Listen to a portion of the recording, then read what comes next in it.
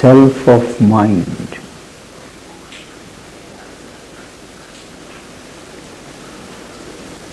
As one who builds his own imagined scenes and loses not himself in what he sees, spectator of a drama self-conceived, he looked on the world just as in imagination one conjures up many scenes, but is always conscious of himself. He does not lose himself in what he is imagining. He is more or less a spectator of a drama that is conceived by himself. In the same manner, Ashwapati looks on this world, the world below, and watched its motive thoughts with the burden of luminous prophecy in their eyes.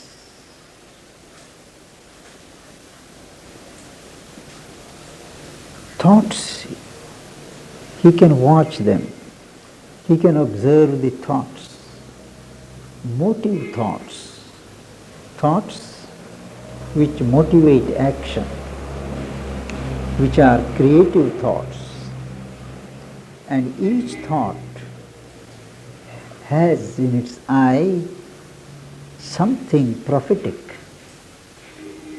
luminously prophetic. He watches these creative thoughts, its forces with their feet of wind and fire, arisen from the dumbness in his soul. He also watches not only the thoughts, but also the energies, the forces, with their feet of wind and fire, wind to indicate their speed, fire to indicate their intensity. And all these forces are really arisen from the dumbness, mute state in his soul. They have not arisen from outside.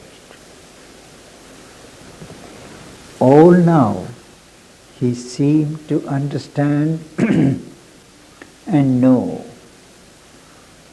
At this stage he feels that he understands everything. In this world of the self, where he can see the motive thoughts, watch the fiery forces, there is a feeling in him that he is able to understand and know everything. The desire came not, nor any gust of will. Desire is normally a movement which vitiates our correct judgment, right perception. So that desire did not come up, nor any gust of will. Gust means a strong wind of will, which disturbs the balance of reason. The great perturbed inquirer lost his task. Now that he understands everything, now that he has come to know everything, that part of his mind, which is always a thirst for knowledge, always agitated for acquiring knowledge, had no more work to do. Nothing was asked nor wanted any more. All was satisfied. the seeking in the mind ceased to be. There he could stay. At this state, Ashwapati felt that he could stay satisfied, not bother to move further, because the self, the silent one, his soul had peace. It knew the cosmic hold. His soul, having known the whole cosmos, had peace in it. There was no seeking or search further. When he was thus about to be contented, satisfied, something happens. That is, then suddenly a luminous finger fell on all things seen or touched or heard or felt. From somewhere a luminous finger comes and touches everything that he has seen or felt or heard or touched, and showed his mind that nothing could be known. He realizes, as a result of the touch of the luminous finger, Ashwapati realizes that truly his mind cannot know anything.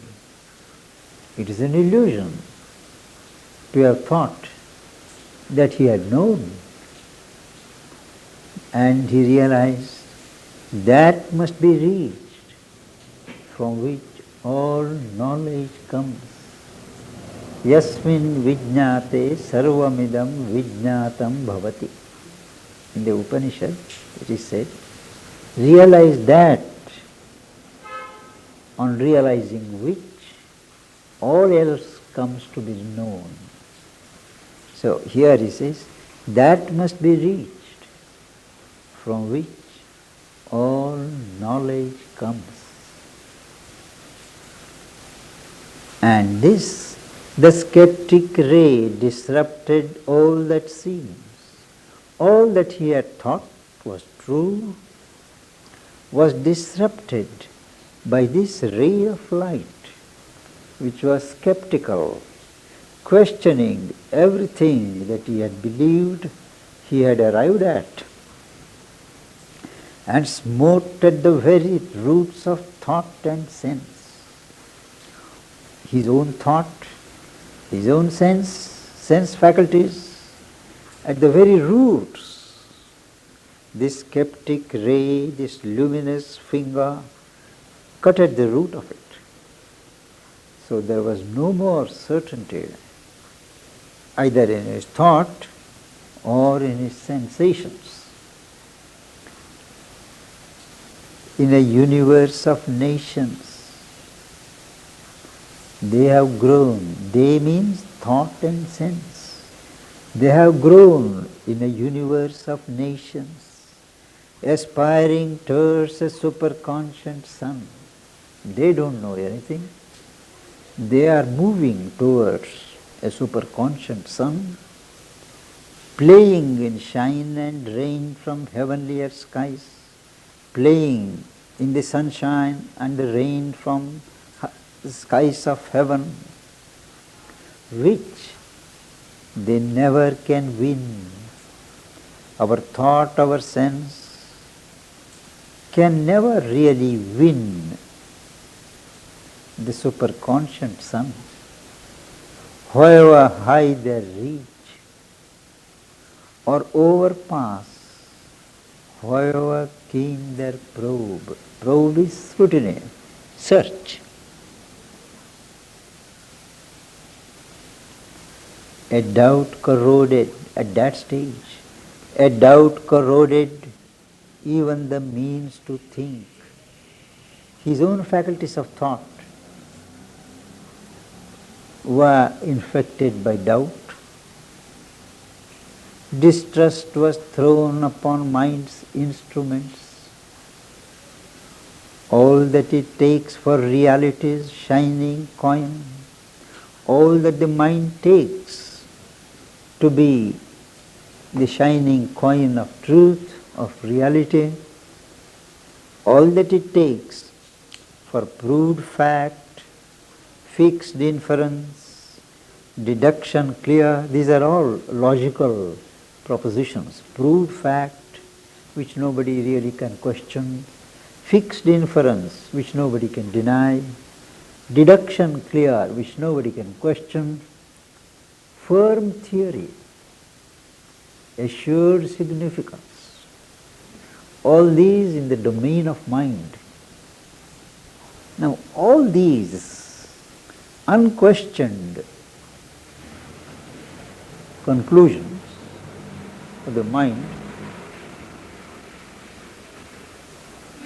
appeared as frauds upon time's credit bank.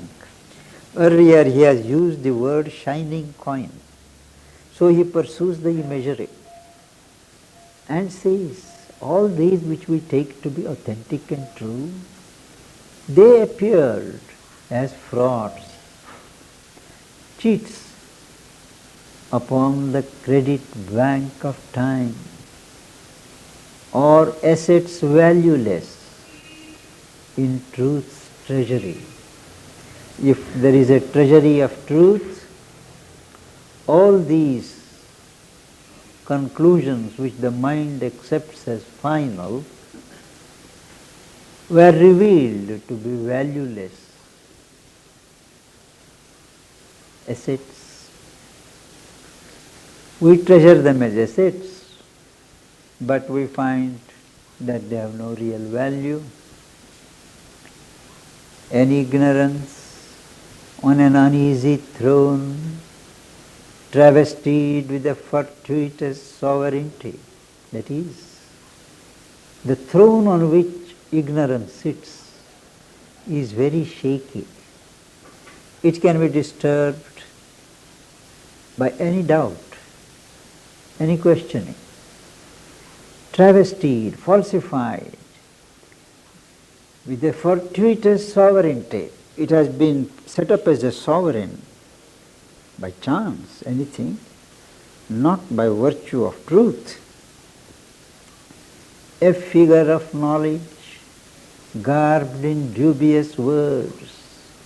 Our ignorance is truly only a form, a figure of knowledge, clothed in dubious words and tinsel thought forms, brightly inadequate. These thought forms which constitute our ignorance are made of tinsel, light, flimsy metal, dazzle, shining of course, light reflects upon it, that's why brightly inadequate. They do not satisfy for long. A laborer in the dark, dazzled by a half light. All this is a description of ignorance. A laborer in the dark, dazzled by half light. It is not full light, but even a little of light dazzles its eyes. What it knew was an image in a broken glass. What ignorance thinks it knows is only a reflection, and that too in a broken glass, vitiated by the break in the glass. It is not the original stuff. What it saw was real, but its sight and truth. The thing that is seen is real, but what is the sight that sees is untrue. This is what Mother says when she means when she says, the world is true, but what you think to be the world is not true. Your understanding of the world is not true. World is not Maya, but your knowledge is Maya. It does not answer to the truth of the world. Similarly, what it saw was real, but its sight untrue. As long as you have that sight, what the sight sees, you can't say it is not true. To that sight it is true, but to the true sight it is not true. All the ideas in its vast repertory, in its vast store, were like the mutterings of a transient cloud, a passing cloud. It makes noise. That spent itself in sound and left no trace. The cloud thunders, spends itself in that sound and passes. Similarly, these ideas in the mind of ignorance make much noise, but in making the noise, they spend themselves and they pass. A frail house hanging in uncertain air, what the mind builds is a very slender, a very rickety house which can fall at the slightest touch. A frail house hanging in uncertain air. The air is neither warm nor cold. You can't say what it is going to be the next moment. The thin ingenious web round which it moves, ignorance weaves a web, just as a spider weaves a web. So the ignorance, the mind in ignorance, weaves a thin, ingenious, original, clever web, and it moves around it. And that web is woven on the tree of the universe. The universe is compared to a tree, and all the formations of the mind of ignorance are compared to a web woven by the mind on that tree. For what purpose? And gathered up into itself again. The web, the net, once it is woven, afterwards, sometime it is gathered up into itself again, was only a trap to catch. इधर आइए भगवत मित्रा तक कुर्सी दो नहीं इधर आना उधर में बैठना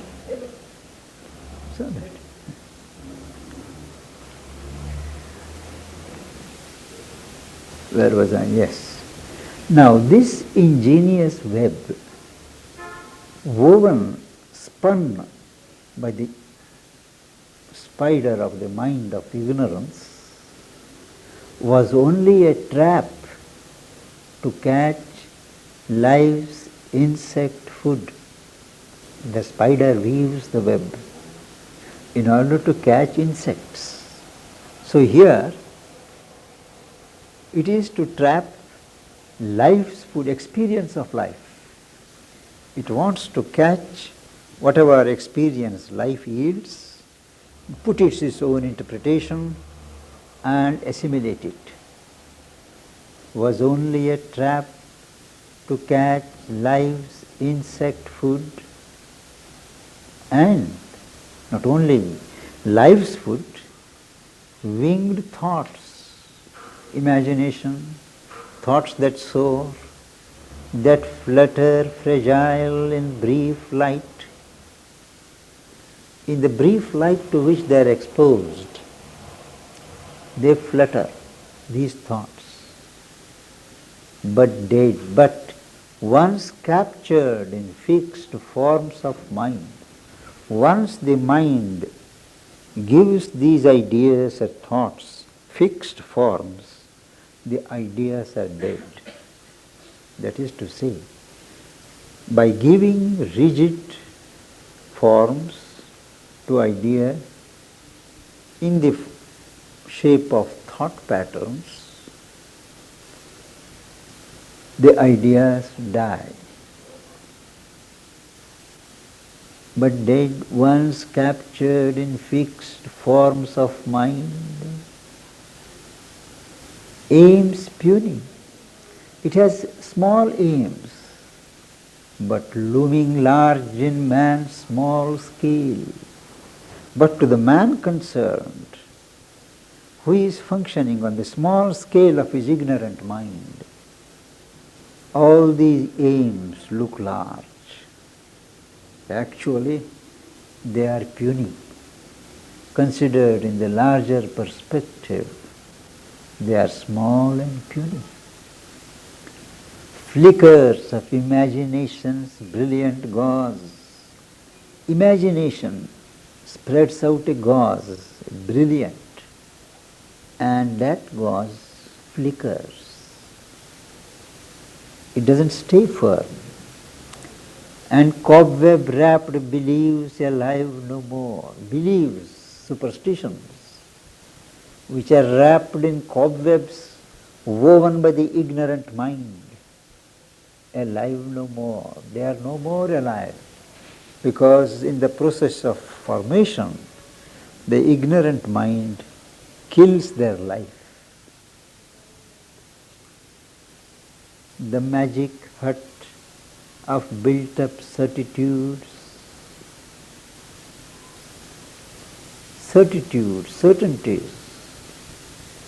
built up by the mind, are compared to a magic hut, a dwelling place, made out of glittering dust and bright moonshine, in which it shrines its image of the real. Now this magic hut is used as a temple in which an idol or an image of the real, not the real itself, is kept for worship. Such a magic hut collapsed into the nations whence it rose. As Ashwapati sees, he sees all this happening. That magic hut in which an image of the reality is being worshipped, that collapses back into the nations in conscience, from where the mental creation arose. Only a gleam was there of symbol facts. There was a gleaming, however, of facts which were symbols, not real in themselves, that shroud the mystery lurking in their glow, facts which act as symbols, and in doing so, they shroud, they cover up the mystery that hides in the glimmer of these symbol facts and falsehoods based on hidden realities. And he sees number of falsehoods glistening, but he also sees that these falsehoods are truly based on certain hidden realities. That is why they survive. The falsehoods are truly deformations of what was originally a truth. That is why he says, and falsehood based on hidden realities by which they live until they fall from time, until their use is over and the time spirit dismisses them. Our mind is a house haunted by a slain past. We go on moving. The mind moves every day, and as it moves forward, the past is slain, left behind. But the past doesn't go. The past haunts us by mechanical memories, by leaving samskaras, by hiding behind new thoughts. So is this. Our mind is a house haunted by the slain past. Ideas soon mummified. Ideas, though they are dead and gone, they still manage to live in a mummified form. Corpse managed to live without decaying. That is, without life they live. Ghosts of old truths. Once they were true, no doubt, but today they are ghosts. But still they haunt us. God's spontaneities tied with formal strings. There are so many spontaneous movements of God. Now, all those are taken up by the mind in ignorance and tied up with formal strings. The strings are made of external forms and packed. Things are packed into drawers of reason's trim bureau. Reason has a very trim, elegant bureau in which everything is systematized. And in the drawers of that bureau, God's spontaneities are packed with decorative strings and left there a grave of great lost opportunities. That trim bureau of reason is turned into a grave where lost opportunities are buried, or an office for misuse of soul and life. The mind becomes an office from where we try to run our soul and life, misuse it. And all the waste man makes of heaven's gifts. It is in the mind of ignorance that the gifts of heaven are wasted, and all his squanderings of nature's store. Nature lays at our disposal a large store. But following our ignorant mind, we squander it, we waste it. A stage for the comedy of ignorance. When we realize how foolish we have been, when we are enlightened, and the whole thing turns out to be a comedy, or an office for misuse of soul and life, and all the waste man makes of heaven's gifts, and all his squanderings of nature's store, a stage for the comedy of ignorance. The world seemed a long, aeonic failure scene, seen from that height. This world in which we normally live, look, the scene of a failure extending over ages and aeons. All sterile grew. No base was left secure. All that was considered strong, firm, was now felt insecure. Assailed by the edge of the convicting beam, that luminous finger, that skeptic ray, when it touches it, The builder reason lost her confidence. Reason, which had so long built this precarious world, it loses its confidence. Confidence in what? In the successful sleight and turn of thought that makes this soul the prisoner of a phrase. Reason is very clever in making sleight of hand, they say sleight, magic, a sudden turn, magical turn of thought by which the soul is made a prisoner of a phrase. You take a phrase, a very captive sentence that the mind weaves, and you stick to that this is the truth. That is how the soul becomes a prisoner of a phrase, not of an experience, but of a phrase. I think we should stop there.